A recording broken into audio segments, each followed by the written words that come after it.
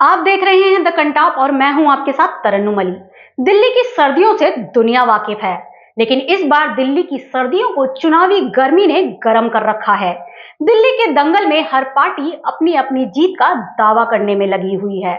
दरअसल बीजेपी 27 सालों के वनवास के बाद सत्ता में वापस आने की कोशिश में अपना पसीना बहा रही है, तो वहीं केजरीवाल सत्ता वापसी का चौका मारने के लिए हर ट्रिक अपना रहे हैं।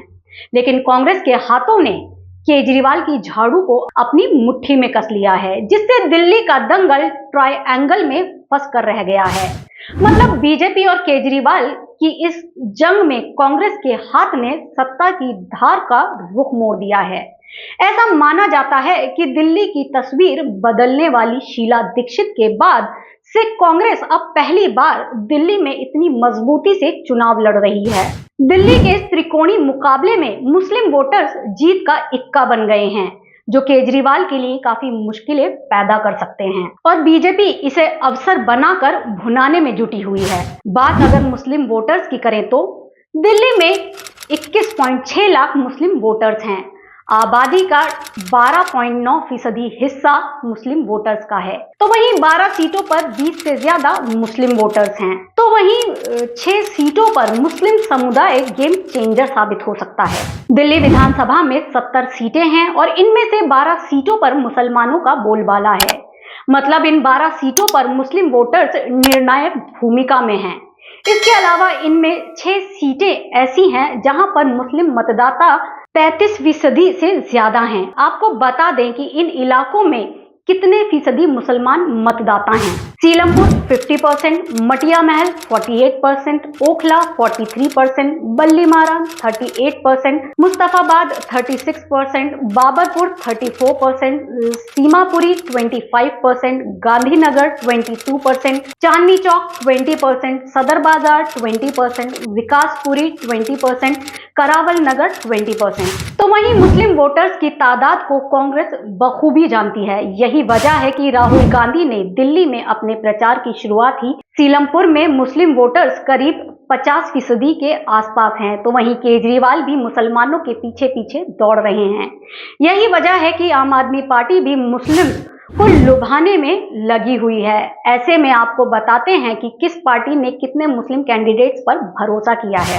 आपने इस बार 5 मुसलमानों को टिकट दिया है, तो वहीं कांग्रेस ने इस बार 7 मुस्लिम उम्मीदवारों को मैदान में उतारा है, लेकिन इस बार बीजेपी ने किसी भी मुस्लिम कैंडिडेट को टिकट नहीं दिया है। पिछले 3 विधानसभा चुनाव को देखते हुए मुस्लिम वोटर्स ने आम आदमी पार्टी पर काफी ज्यादा भरोसा किया है और 2015 और 2020 विधानसभा चुनावों में मुसलमानों ने एक तरफा आम आदमी पार्टी का साथ दिया है। लेकिन इस बार कांग्रेस मजबूती के साथ चुनावी मैदान में हाथ आजमा रही है। यही वजह है कि इस बार तीनों मुख्य पार्टियों में कांग्रेस ने सबसे ज्यादा मुस्लिम उम्मीदवार उतारे हैं। 2013 में कांग्रेस पार्टी को मुस्लिम बाहुल्य 11 सीटों में से 6 सीटों पर जीत मिली थी। 2015 में कांग्रेस के हाथ मुस्लिम वोट पूरी तरह फिसल गए थे। 2015 में आम आदमी पार्टी ने मुस्लिम बाहुल्य 11 में से 10 सीटें जीती, तो वहीं 2020 में भी मुस्लिम बाहुल्य सीटों पर आम आदमी पार्टी का कब्जा रहा। हाल ही में हुए लोकसभा चुनावों के परिणामों को अगर विधानसभा वार मुस्लिम बाहुल्य सीटों पर नजर डालें तो कुल 11 सीटों में से 7 पर कांग्रेस आगे रही, 3 पर बीजेपी और 1 पर आप आगे रही।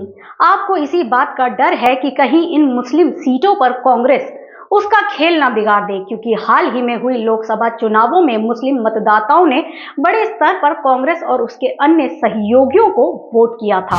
मुस्लिम बहुल्य 11 सीटों पर कांग्रेस तीसरे नंबर पर रही। चांदनी चौक, मटिया महल, बल्लीमारान, ओखला, सीमापुरी, सीलमपुर, बाबरपुर सीट आम आदमी पार्टी 20% मार्जिन से जीती। कालकाजी मुस्तफाबाद सीट पर 10% मार्जिन से आप जीती थी। तो वहीं 2020 चुनावों में 6 मुस्लिम विधायक जहां चुने गए, उन सीटों पर मतदान प्रतिशत ज्यादा था। कांग्रेस के अलावा ओवैसी की पार्टी AIMIM ने भी केजरीवाल की दिक्कतें बढ़ा दी हैं, क्योंकि ओवैसी भी इस बार दिल्ली में अपनी किस्मत आजमा रहे हैं। ओवैसी ने मुस्लिम बहुल्य सीटों पर अपने उम्मीदवार उतार लिए हैं, जिसके बाद माना जा रहा है कि दिल्ली की सियासी गणित बिगड़ सकती है। कहा जाता है कि असदुद्दीन ओवैसी बड़ी तादाद में मुस्लिम वोट अपने हक में लेकर जाएंगे और इसका नुकसान आम आदमी पार्टी और कांग्रेस को हो सकता है। तस्वीर साफ है कि दिल्ली का सियासी ऊंट किस करवट बैठेगा, फिलहाल इसका अनुमान भी लगाना मुश्किल है, क्योंकि मुस्लिम समीकरण ने दिल्ली के दंगल की सियासी गणित बिगाड़ रखी है। तो आप लोग हमें कमेंट बॉक्स में अपनी राय जरूर बताइएगा कि इस बार दिल्ली का भविष्य क्या होगा, और ऐसी ही खबरों के लिए बने रहिए हमारे साथ। ब्यूरो रिपोर्ट द घंटा।